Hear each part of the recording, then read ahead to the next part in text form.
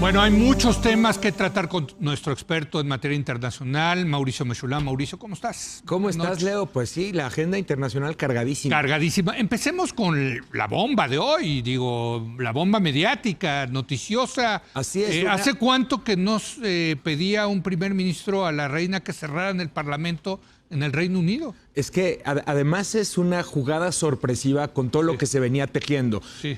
Vamos a poner aquí qué es lo que está en juego. Básicamente la salida del Reino Unido de la Unión Europea día 31 de octubre sin un acuerdo formalizado entre Unión Europea y Reino Unido para definir cuáles son los términos de esa salida. Entonces, el llamado Brexit duro. El llamado Brexit duro, Brexit Correcto. sin acuerdo. Sí. Theresa May estuvo negociando un acuerdo, 3 veces se lo rechazaron en el Parlamento y por lo tanto la entrada de Boris Johnson pues metía un signo de interrogación en el tema porque Boris Johnson dijo, yo me salgo de la Unión Europea y le entrego al Reino Unido su Brexit que pidió el día 31 de octubre con acuerdo o sin acuerdo. El problema es que muchos parlamentarios, o sea, hay que recordar que hubo una serie de votaciones en estos meses y hubo una mayoría parlamentaria indicando que no querían salirse de la Unión Europea sin acuerdo. Entonces no hay condiciones parlamentarias para que Reino Unido se salga de la Unión Europea sin acuerdo, entonces se empezó a gestar una especie de revuelta al interior del Parlamento en estos últimos días que podía tomar distintas direcciones, empezando por una moción de desconfianza para Boris Johnson o siguiendo una legislación introducida de manera especial que prohibía al primer ministro salirse de la Unión Europea sin acuerdo. Todo esto es lo que se venía gestando. El acuerdo retomaba sus operaciones septiembre 3, o sea, la semana que entra, y esto iba a ser, pues básicamente lo que iba a marcar la agenda del mes de septiembre. Llega Boris Johnson, esto es una jugada sorpresiva, indica que desea suspender el Parlamento hasta el día 14 de octubre y pone a la reina en un predicamento, porque la reina normalmente no juega en política. La reina que es la jefa de Estado. La reina jefa de Estado no juega en política. Entonces,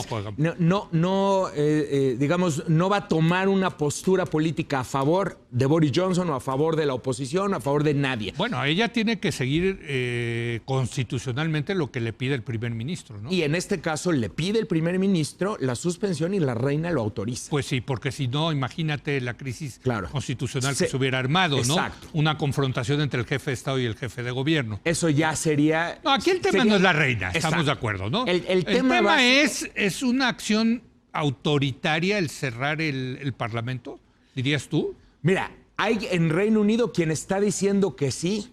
Hay en Reino Unido quien dice, a ver, finalmente Boris Johnson lo que está haciendo es que está cumpliendo con la voluntad mandato popular del referéndum. Hace 3 años que indica que Reino Unido se tiene que salir de la Unión Europea. Lo que pasa es que los términos de la salida es lo que no están definidos. Y en este punto... O sea, vamos rumbo al Brexit duro, sin duda. Vamos Mauricio, rumbo al Brexit duro. Hoy la probabilidad más amplia y lo que todo el mundo está leyendo es que vamos rumbo al Brexit duro. Y al haber cerrado el Parlamento, hacia allá va. Porque además acorta la distancia. La oposición no estaba toda de acuerdo en cuanto a cuál era la medida para frenar este Brexit duro. Por ejemplo, Jeremy Corbyn lo que quería era asumir él, la primera magistratura, solo con el mandato de pedir a la Unión Europea una prórroga y entonces ya convocar elecciones y ver qué iba a suceder. Pero no todos estaban de acuerdo con que Jeremy Corbyn... No, está muy dividido el Parlamento, eso sin duda, y lo vimos con Theresa May, que no pudo sacar nada en ese Parlamento. Entonces lo que dice Johnson es, pues con este Parlamento no se puede, lo cierro. Y además... Y cumplo el mandato popular. Exacto. Pero eso... Eso genera una disrupción económica muy importante. Yo no me acuerdo cuándo fue la última vez que cerraron el Parlamento, pero habrá que ahí hacer la investigación. Habrá que hacer la investigación. Pero yo creo que sí son decenas o si no centenas de años, ¿no? En el que un primer ministro decide cerrar el Parlamento, ¿no? Es correcto. Que es el cuerpo, es el soberano, o sea, el soberano es el Parlamento, ¿eh? Es completamente cierto, pero aquí en esta guerra de quién está realmente cumpliendo la voluntad popular en esta democracia, pues es un poco la guerra narrativa. O sea, dice Boris Johnson, efectivamente esto es una democracia y la democracia nos mandó a salirnos de la Unión Europea. Ya tuvimos mucha oportunidad, ya estamos en octubre, no hemos llegado a un octubre y yo lo voy a llevar a cabo.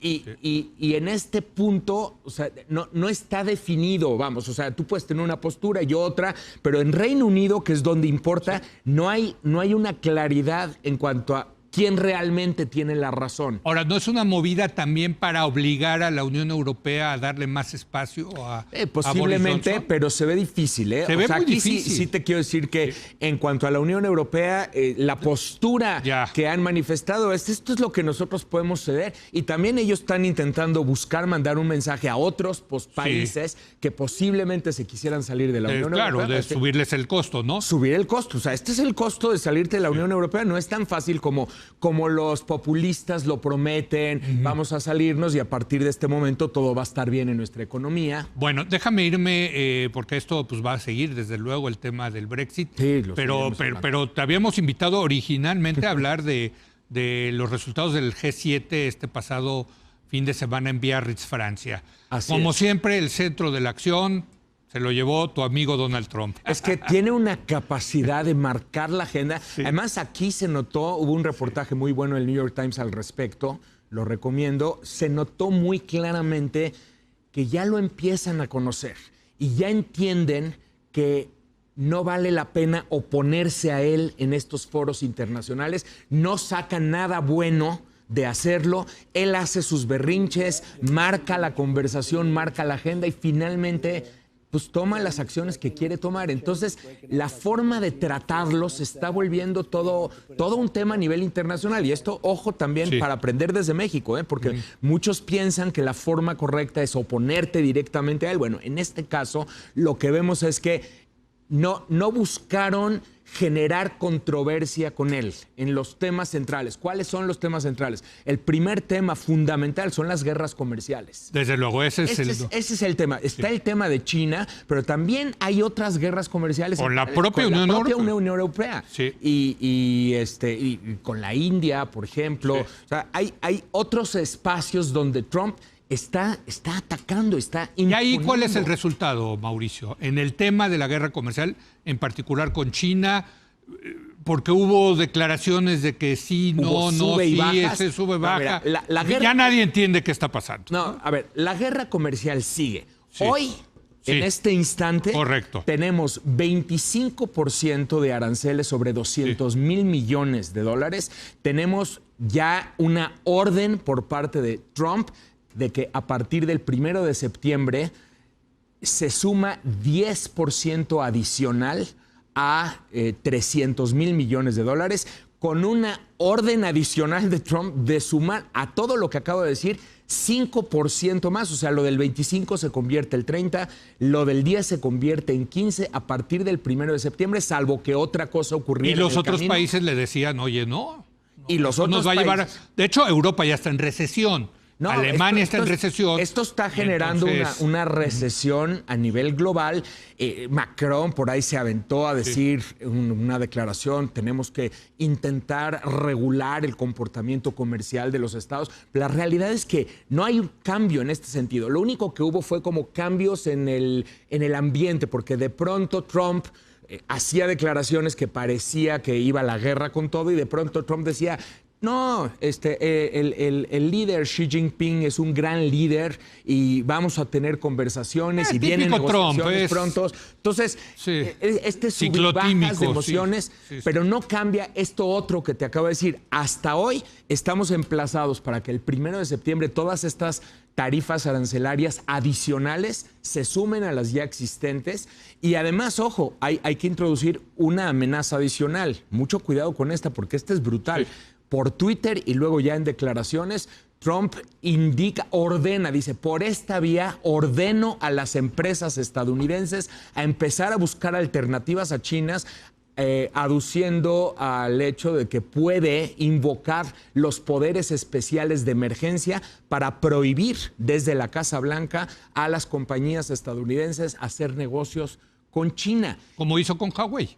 Y esto, sí, pero aquí ya estarías hablando de cualquier empresa estadounidense, salvo las que la Casa Blanca marque como excepción. Correcto. Entonces, muy delicado porque esto rompe cadenas de abastos, que además no puede hacerse de la noche a la mañana, pero sí es otra señal. Aquí ya no estás hablando de aranceles, aquí estás hablando de cortar las cadenas de abasto desde China y orillar a estas empresas a que se abastezcan de los distintos productos, las distintas partes que componen sus productos de distintos países. Y esto, el mundo no está preparado para ello. Por cierto, uno de los beneficiados podría ser México, pero eso es otro tema. Me quedan 3 minutos y sí quiero hablar de 2 asuntos que salieron también en el G7. Irán. ¿No? Macron que dice, pues ahí viene el ministro de Relaciones Exteriores. La visita sorpresiva, ¿no? El ministro exterior de Irán, poniendo sobre la mesa la posibilidad de que exista conversaciones directas entre Estados Unidos e Irán para tratar de reducir las tensiones. Trump incluso dice, bueno, pues yo estoy listo para conversar. Posteriormente le responde el presidente iraní, Rouhani, y el propio Javad Zarif, le responden, no habrá conversaciones hasta que no nos levanten sanciones, pero sí hay una señal aquí, y Francia se establece como una especie de mediador, sí hay una señal de que habría apertura por parte de Estados Unidos a tener conversaciones directas y pues habrá que seguir el tema en las próximas Ese es uno de los asuntos que salió. Otro de los asuntos es que el Amazonas está ardiendo y se ve como un problema global, que es yo creo que la perspectiva correcta de verlo. Pero, en fin, bueno, la reacción de Bolsonaro, en fin. Tienes aquí un choque de 2 visiones políticas. Tienes a un Bolsonaro nacionalista intentando decir, pues no, esto no es un tema global, esto es un tema de Brasil, nosotros sabemos cómo manejar nuestro asunto, y no acepta un fondo que supuestamente estaba ofreciendo el grupo del G7. Bueno, 20 millones también. Es nada. O sea, perdón, pero también se la jalan los países desarrollados al dar 20 millones de dólares, que no es nada para una crisis como esta. Pero es que, mira, es la jugada política por parte de Macron que trae el tema verde, el tema global, lo trae en su agenda desde hace mucho. Lo que busca Macron es posicionarse como el superhéroe del cambio climático, como el superhéroe de temas globales, y esto lo utiliza para hablarle a una audiencia interna, a una audiencia europea en general, y diciendo, a ver, el tema no estaba en la agenda, vamos a ponerlo en la agenda porque es un tema fundamental, que además está el tema de los incendios del Amazonas. Pero Bolsonaro lo acaba insultando a la mujer de Macron. Se convierte ya en de verdad, de pastelazos. En un tema de pastelazos entre 2 políticos, cada uno persiguiendo su agenda. Pero aquí hay una realidad, y más allá de lo que discutamos de política, de Trump, incluso la guerra comercial, el tema climático se convierte en uno de los 100%. Mayores temas de la agenda global, porque no hay solución al tema climático si los países no se ponen de acuerdo.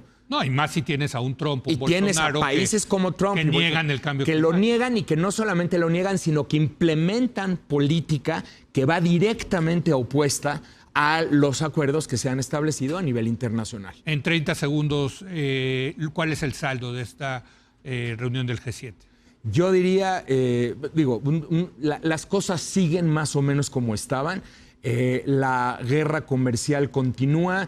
Yo lo que te puedo decir es que Trump gana en el sentido de que su agenda está siendo impuesta con muy poca oposición a nivel global, independientemente de qué le resulte de cada una de los frentes que ha estado abriendo.